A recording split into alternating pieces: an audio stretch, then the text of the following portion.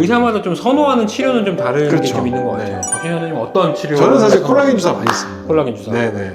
저는 이제 이게 사실 의사들은 개인적인 경험이 쌓여가면서 이런 치료가 조금 더 나한테는 나한테 개인적으로 맞다 이런 것보다도 제가 나 이거 썼더니 좋던데 라고 얘기를 해봐도 그 사람이 그걸 썼는데 만약에 처음 쓴 환자한테 별로 결과가 좋지 않았어. 그러면 그걸 잘 안 쓰게 돼요. 편향이 생기죠. 네. 그래서 이제 그런 거를 이제 방지하기 위해서 논문을 계속 보고 공부를 계속 해서 어떤 이제 컨센서스라고 하는 이제 대략적인 이제 우리 학회나 정형외과 의사들의 어떤 세계 정형외과 의사들이 요즘에는 어떤 거를 주로 치료하고 있고 가장 다수의 의견이죠. 네, 다수의 의견이 뭔지 항상 보긴 하지만 아무리 그렇다 하더라도 내가 몇 번 치료했을 때 그거를 이제 아픈 기억을 가지게 되면 사실 그걸 계속 하기가 쉽지 않기 때문에 그런 점에 있어서 저는 콜라겐 주사로 효과를 보신 환자분들 굉장히 많아요. 그리고 사실 콜라겐 주사가 제가 이제 어깨 치료하고 나서 보람을 느낀 적이 굉장히 많습니다. 다른 병원에서 뭐 주사를 막 십수회, 6개월 이상 뭐 십수회를 맞았는데도 효과가 없었다. 심지어 그분은 그 스테로이드 주사를 너무나 오랫동안 맞으셔가지고 이제 근육이 좀 이렇게 위축이 좀 와 있었던 분이셨어요.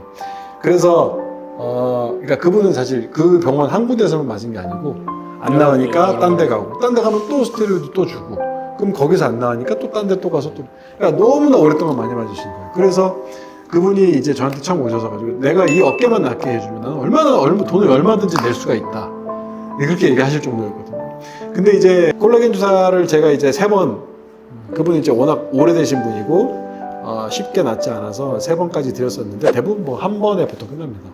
3번까지 드렸었는데 이제 그분 그 콜라겐 주사를 맞고 나서 너무 저한테 고마워하셨어요. 내가 이런 경험은 처음이다. 이렇게 효과가 있었던 적 없었다.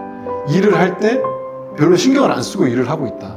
그분이 이제 뭘 이렇게 무거운 걸 항상 들고 이렇게 일을 하시는 분이셨거든요.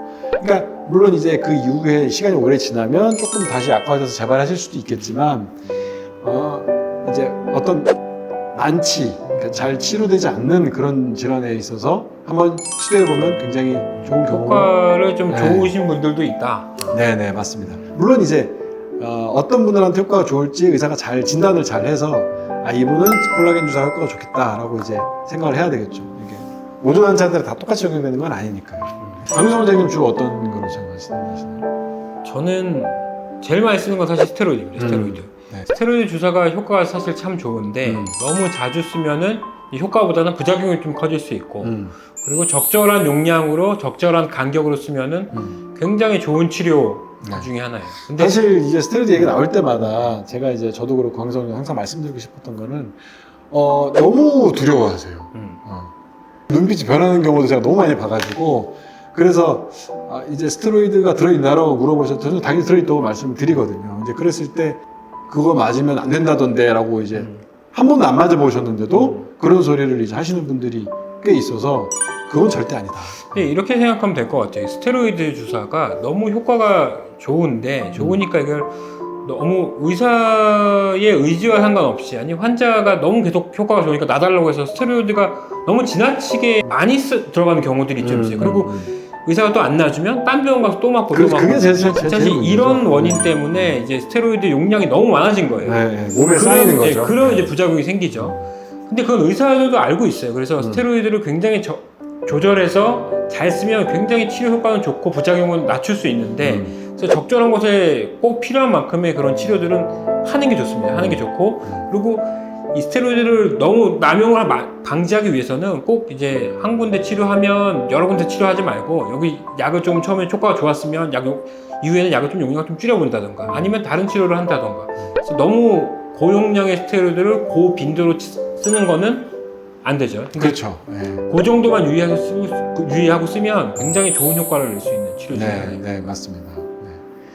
그리고 이제 그 부수적으로 말씀을 드리자면 어깨 관절 바깥에다가 치료하는 게 지금 스테로이드 말씀드렸고 콜라겐 주사 말씀드렸고 그리고 이제 그 DNA 주사도 있을 거고 DNA 주사도 이제 무릎 위에 사용되는 것과 비슷하게 사용할 수 있고요.